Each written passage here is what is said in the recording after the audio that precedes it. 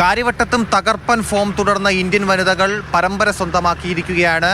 മൂന്നാം 2020-ൽ ശ്രീലങ്കയ്ക്ക് ഒരു ഘട്ടത്തിൽ പോലും മത്സരത്തിൻ്റെ ഒരു ഘട്ടത്തിൽ പോലും ആധിപത്യം നേടാൻ സാധിച്ചില്ല എന്ന് വേണം വിശേഷിപ്പിക്കാൻ. കാരണം ടോസ് നഷ്ടപ്പെട്ട് ബാറ്റിങ്ങിനിറങ്ങിയ ശ്രീലങ്ക നിശ്ചിത ഓവറിൽ 7 വിക്കറ്റ് നഷ്ടത്തിൽ 112 റൺസാണ് നേടിയത്.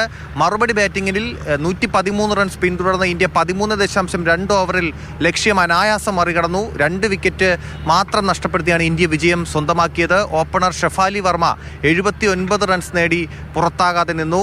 ചില റെക്കോർഡുകൾ പിറന്നു എന്നുള്ളതാണ് ഏറ്റവും സവിശേഷമായ കാര്യം. അതായത് ദീപ്തി ശർമ്മ 2020 മത്സരങ്ങളിൽ ഏറ്റവും കൂടുതൽ 180 വിക്കറ്റ് നേടുന്ന വനിതാ താരമായി ദീപ്തി ശർമ്മ മാറി. ഇതോടൊപ്പം തന്നെ മത്സരത്തിലെ താരം എന്ന് പറയുന്നത് രേണുക സിംഗ് ഠാക്കൂറാണ്. രേണുക 4 വിക്കറ്റുകൾ നേടി. അതായത് ഇന്ത്യക്കായി 4 വിക്കറ്റുകൾ സ്വന്തമാക്കുന്ന ഏറ്റവും കൂടുതൽ മത്സരങ്ങളിൽ 4 വിക്കറ്റുകൾ സ്വന്തമാക്കുന്ന 4 വിക്കറ്റ് നേട്ടം കൈവരിക്കുന്ന താരമായി രേണുക മാറി എന്നുള്ളതാണ് മറ്റൊരു പ്രധാനപ്പെട്ട റെക്കോർഡ്. എന്തായാലും 5 മത്സരങ്ങളുടെ പരമ്പരയിൽ 3-0 ഏകപക്ഷീയമായി മിന്നുന്ന ഫോം തുടരുകയാണ് ഇന്ത്യൻ വനിതാ സംഘം.